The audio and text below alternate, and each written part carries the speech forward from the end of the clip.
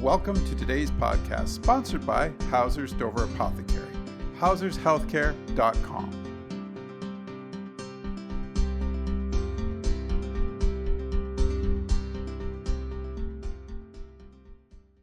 Good morning, Barb. Good morning, Dave.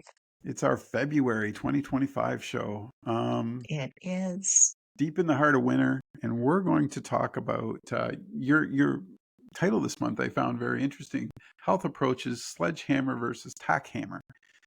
And when I read your piece, the first thing that came to my mind, and I just want to share it with you, was an old Matchbox 20 song that said, "I'm not crazy, I'm just a little unwell."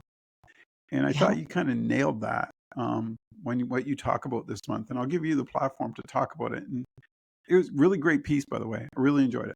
Thank you. Thank you. So, February typically we associate with Heart Month and the, things that can go right and wrong with our hearts. But oftentimes we're not thinking about all of the different layers of what we call holistic health, which is taking into consideration your mental health, your, perhaps spiritual connection, your nutrition, your everyday daily habits and patterns.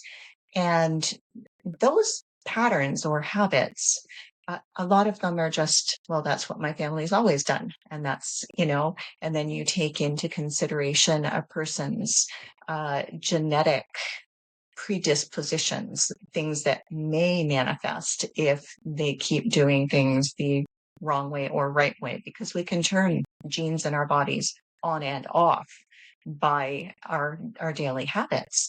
So when it comes to that understanding of the things that we do being a form of self-acknowledgement and self-love, not just fueling our system with something quickly to get, enough calories to get through to the next grab and go food that is such commonplace, but to really understand that those everyday things, whether it's your sleep patterns, whether you're managing your stress properly, whether you're drinking enough water, because that water is your transport system for the absorption of nutrients and the removal of toxins.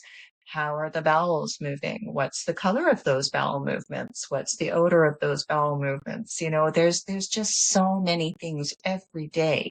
And either they're, tapping in gently something that you treasure more than anything, or you're ending up with the wheels starting to fall off and migrating more to, how our modern medicine, the allopathic system, handles the state or course of disease, especially chronic disease. And that, it's masterful at that sledgehammer approach, diagnosing the problem and giving strong medicine to get on top of it. I want to speak to that because I think, too, when you were talking about what we do, that grab and go and all that aspects, I think we're okay. I think we get lazy in that routine and go, this works for me, right? Yeah. But we don't know what the effects are long term. Exactly. So we get kind of to the point where we're afraid to change it up.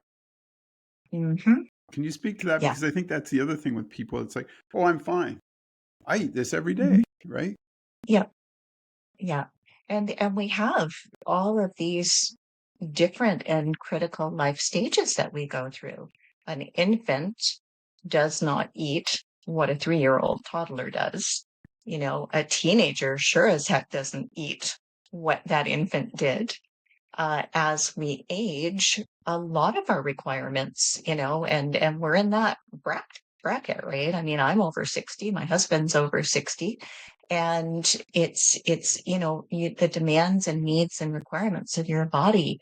You might find that things start to rebel a little bit, and you're finally maybe at an age where you're hearing it, right? And you're starting to make that cause and effect association, because, if you're running here, running there, orchestrating, planning, trying to make all of these demands met in your life, you're not hearing those things that are going on. everything may seem sort of disassociated to you. So you go to the doctor and you've got, some random symptomology. Maybe your blood pressure's up a little bit. Maybe your blood sugar's up a little bit. Maybe you've noticed that there's a little bit of irregularity in the way the heart is beating, your joints, whatever. And so that being what you think is the primary issue, there'll be a medication for that. And I'm not slamming modern No. medication, okay, or our medical system, because there's a space for both, right? There's an integration for both when the individual has a voice and when they're listened to and when they're listening to themselves. But that sometimes there's a real journey to get to that happening. And that gets to be usually as we get older and we're starting to be a little more intuitive, when you find that the things that used to work for you, they're not serving you anymore. And you're kind of like, well, what the heck? And for women, it may be, because hormonally certain hormones have dropped a lot and suddenly they're gaining weight, or having, different mood issues or sleep issues. And so we have to, sort of massage those ideas a little bit and see, okay, why isn't this working anymore? It does require having a team, right? You need a team of professionals, because you do need oftentimes some diagnostic, journey in there. And so you do have to have a good relationship with yourself first and foremost, because nobody knows your body more than you do. That's yeah. And we allude to that song Yeah. again, because a lot of people think, oh, I'm being told this is all in my head because all of my tests are coming back normal. Yeah. And yet, at the very center of your being that something has shifted, something's off. And those are the things where we have to be really very bulldogish and not let go, not live in that space of being unwell, but finding out what it is. And oftentimes, your everyday habits and the everyday lifestyle things have an incredible power to reduce inflammation.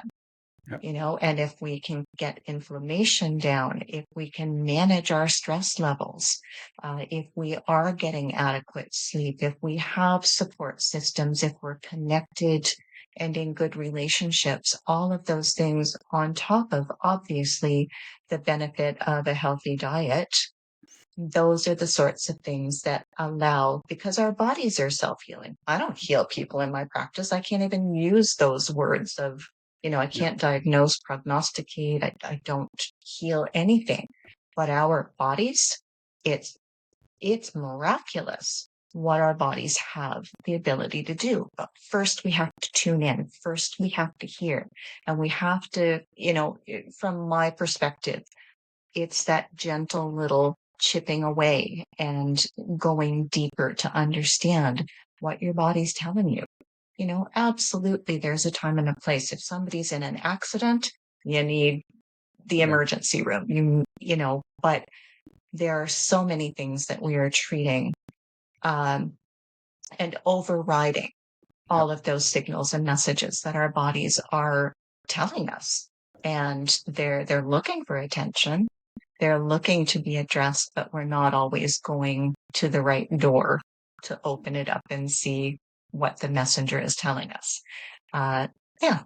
I think too, my own journey was, obviously with the heart problems that I had, it was the eye opener. And I think a lot of times with males, we tend to deny things early in Mm, our lives because, we're, oh, that's just an ache. That's fine. It'll go away. Or this just, you know what I mean? You don't really acknowledge it because you feel invincible and you don't want to be sick. No one wants to be sick. right. But I do think Right. after that point, after that, when I went through that scenario, I started to take stock better because almost quiet listening. Uh, that's kind of what I think. I'll survey my day when I go to bed and say, okay, what I do today. And then the next morning it's like, oh, why is this aching? As we age, hey, Barb, there's going to be those Mhm, aches, or what did I eat yesterday? Or you're starting to take more care, better notice of what it is that's doing these triggers and how to mhm. prevent that from happening again. And maybe what supplement you may need to balance that better. Right. And I think that Yeah. it's hard for people because no one wants to think they're not invincible, right? Everybody's afraid of that end. But if you can help your body grow as it ages, you're extending your life by a lot and you're understanding what it is your body needs to cope. And like you said Mhm. about water, huge. A lot of people, nowhere's near enough water.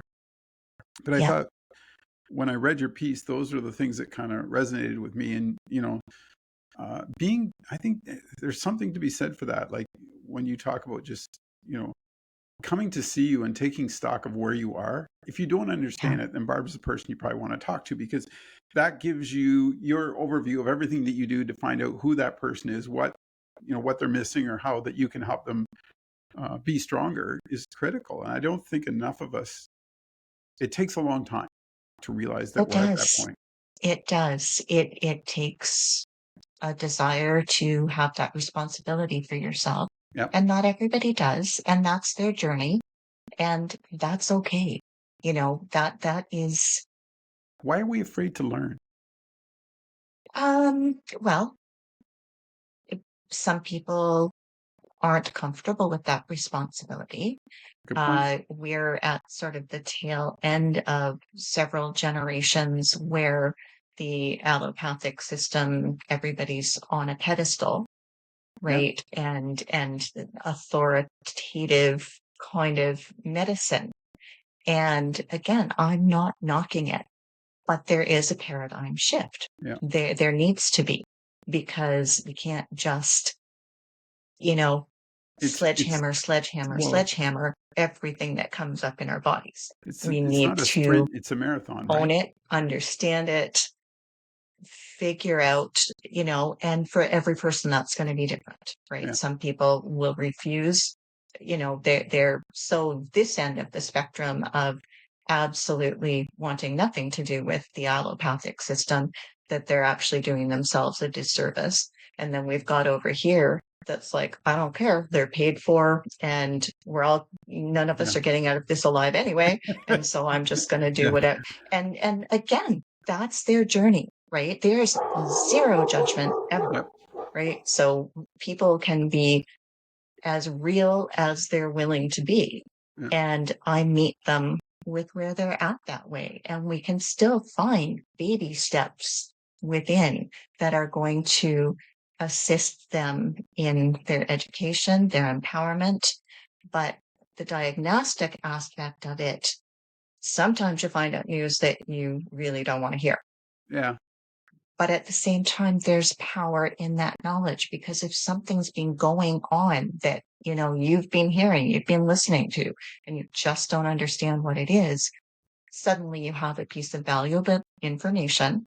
And from there, there's a lot of research, and please don't just Google willy-nilly, right? That's a Get good point. some proper guidance there to the right types of information, and see what resonates with you as an individual. That, okay, hey, I'm a rock star, these are the things I'm already doing, but these are the things I need to tweak. Yeah. And just and that little bit and of we improvement. Yeah, yeah, and that is, in my age bracket, kind of the stage that, and I can't stress enough how important having a purpose is.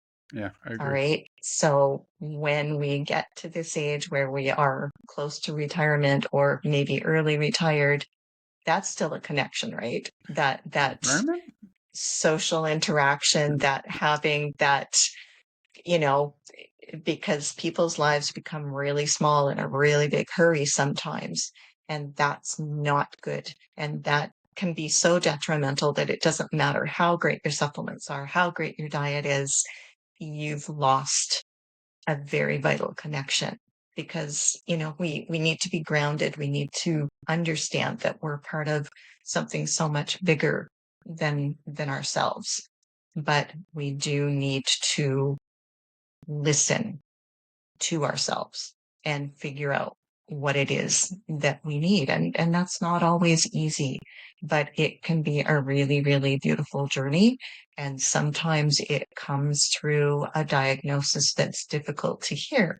Uh, but at the same time, you're suddenly allowing for space and time for you and Yeah. that self care. So it's, for everybody, it will be different, but it is a beautiful journey if we let it be, despite the curveballs that come our way. I think we're gonna have to do a show because you brought up a point there, and I thought, oh, um, cognitive learning as you get older is so critical. Like I think I'm now more than ever. I read more.